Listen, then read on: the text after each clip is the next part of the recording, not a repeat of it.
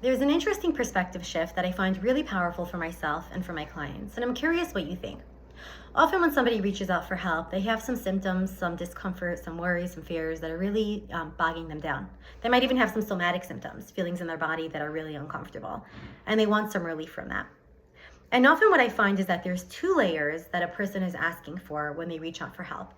One is they want to feel calmer about the symptoms. They're terrified, they're scared, they're alone, they're frightened, okay? They're confused.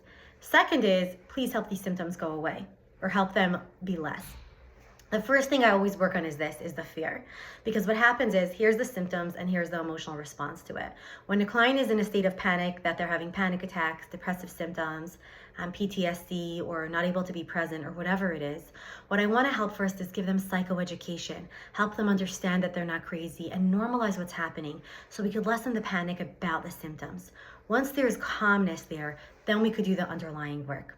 The underlying work could sometimes take short time. Sometimes it could take a little longer depending on the presentation and the client's symptoms. But I find that when we take away the parts or the part of the person that's panicking about these symptoms that are new or have been with them for some time, then there's more space to say, okay, now we're going to work on the underlying piece.